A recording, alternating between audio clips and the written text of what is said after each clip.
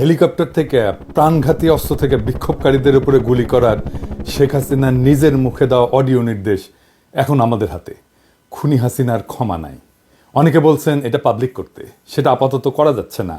মাফ করবেন, আইনি প্রক্রিয়ার কারণে। নিশ্চিন্ত থাকেন, আদালতে এভিডেন্স হিসেবে পেশ করা এবং আদালতের গ্রহণ করার পরে এভিডেন্সটা আপনারা সবাই সেই পিশাচিনীর রক্ত হিম করা নির্দেশ শুনতে পারবেন।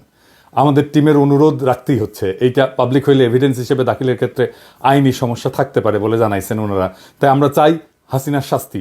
ওই রেকর্ড পাবলিশ করার জন্য নানা ধরনের চাপ হবে, ট্রল হবে, বলা হবে মিছা কথা বলতেছি, শুনে যাবেন, পাত্তা দিবেন না। আমাদের যে কোর্ট টিম, আমি, ইলিয়াস, মাহমুদ ভাই, সবার কাছেই আছে জিনিসটা। তাই আওয়ামী লীগের উস্কানিতে উতলা হইয়েন না, তবে আশাহত হইয়েন না।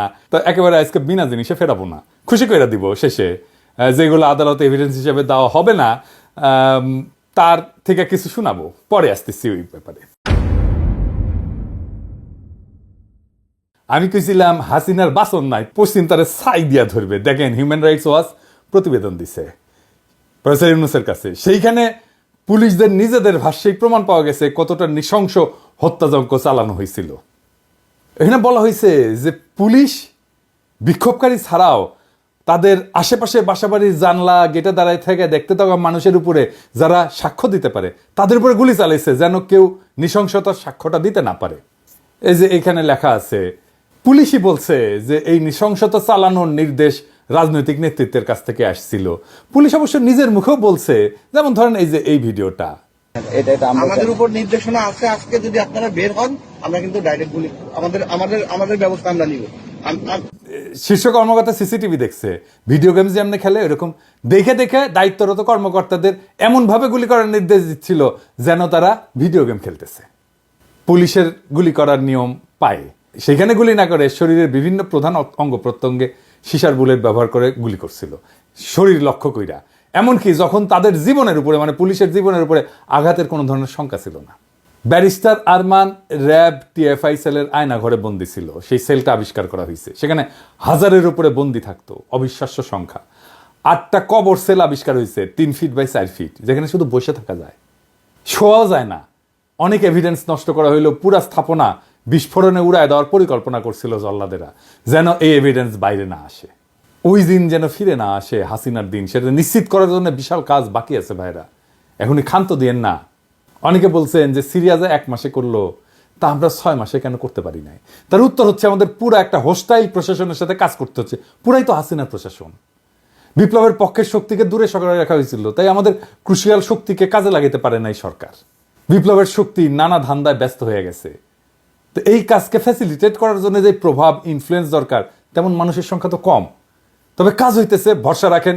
সরকারকে নির্বিঘ্নে কাজ করতে দেন। দাবি দেওয়ার নামে অরাজক পরিস্থিতি তৈরি করে সরকারের চলার পথকে কণ্ঠকাকীর্ণ করে দেবেন না। এই সরকার যেন বেশি দিন থাকতে না পারে, এটাই আওয়ামী প্ল্যান, এটা এজেন্সির প্ল্যান। এই এজেন্সিগুলোর উপরে কর্তৃত্ব স্থাপন করা যায় না এখনো তারা স্যাপোটাস করে নানা জায়গায়। ভাই, ফেসবুকে চিল্লায় কাজ হয় না, মাঠে কাজ করতে হয়। সেটা সময় লাগে, এনার্জি লাগে, ঘাওড়াদের দাবরানি দেওয়া লাগে। এই কাজ যারা করতে পারবেন না তারা হুদাই লাগেন না মানুষজনের পিছে। আমার পিছু লেগে আছে অনেকজন, আর কি লেগেন না, লাভ নাই আর কি, লেগে কোনো কিছু করতে পারবেন না আর কি।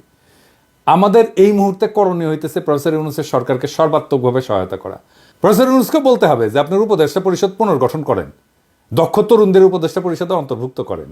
দেশের মধ্যে আওয়ামী লীগারদের দাবরানির উপরে রাখার জন্য সব ধরনের কৌশল নিতে হবে। আওয়ামী লীগের পক্ষে যেই কথা বলবে তারই দাবরানি দেওয়া হবে। দেশের বাইরে যারা আওয়ামী লীগের পক্ষে কাজ করতেছে তাদের বিরুদ্ধে আমাদের ফরেন মিশনগুলোকে সক্রিয় করতে হবে। ওই যে সেদিন দেখেছিলাম না, কানাডার একজন আমাদের ভাইদের নাম থাম ছবি টবি দিয়া প্রচার চালাচ্ছে, ওদের নাকি পিটাবে। ওই ইত্তেফাকের নাকি কানাডার প্রতিনিধি। ওই ইত্তেফাকে কানাডার প্রতিনিধি থাকে কিভাবে? ইত্তেফাক ভালো হইয়া যান।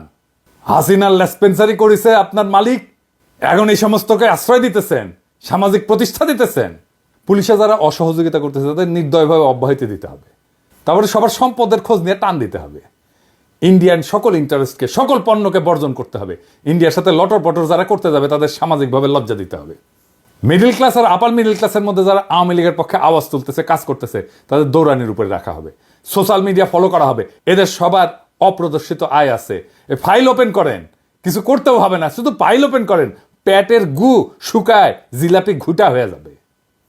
যারা হত্যা করছে আমার ভাইদেরকে, সন্তানদেরকে গুম করছে, পুলিশ, র্যাব, ডিজিএফআই, এদের প্যাকেট করে ফেলতে হবে। বাধা দিতে থাকলে এমন কৌশল না হবে যেন বাধা দিতে না পারে। আমার কাছে কৌশল আছে, ওই জাউরামুর স্ট্র্যাটেজি আছে, শিওর শট। হ্যাঁ, সোহরাদ্দির বডিগার্ড, ওই যে হ্যাঁ সোহরাদ্দির বডিগার্ড, ওই কি ছিল ভদ্রলোকের সাথে ভদ্রতার, জাউরাদের সাথে ডাবল জাউরামি। নাহলে আপনি গেলে মরছেন, আমি সেটা ফলো করি। ইন্ডিয়ার এখন মূল প্ল্যান হইতেছে প্রফেসর ইউনূসকে সরানো। প্রফেসর ইউনূসের ব্যাপক আন্তর্জাতিক গ্রহণযোগ্যতার জন্য বাংলাদেশে ইন্ডিয়া কিছুই করতে পারতেছে না। প্রফেসর ইউনূস ইন্ডিয়ার গলার কাটা হইয়া দাঁড়াইছে, এই কাটা সরাইতে চাইতেছে ইন্ডিয়া। এই জন্য নির্বাচন দিয়ে সরে যাওয়ার চাপ তৈরি করতেছে, যেন বাংলাদেশকে আবার দখল করতে পারে ইন্ডিয়া। বাংলাদেশের রাজনৈতিক দলগুলো না বুঝা আওয়ামী লীগের সাথে আনন্দ চিত্তে ইন্ডিয়ান এই পরিকল্পনা বাস্তবায়নের জন্য কামলা দিয়ে দিতেছে। মনে রাখবেন, প্রফেসর ইউনূসের অকাল বিদায় মানে ইন্ডিয়ার পুনরায় বাংলাদেশের তালুকদারি বহাল।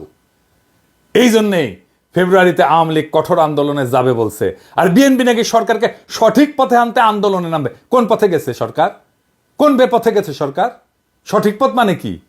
তবে আওয়ামী লীগ বিএনপি একই সাথে আন্দোলন করছে, দেখেছেন তো? একই সময় আলহামদুলিল্লাহ, দুই রসুনের এক জায়গায়, এটা বুঝাতে পারছেন তো? বিএনপি চায় আন্দোলন, আওয়ামী লীগও চায় আন্দোলন। বাহ, কি মজা!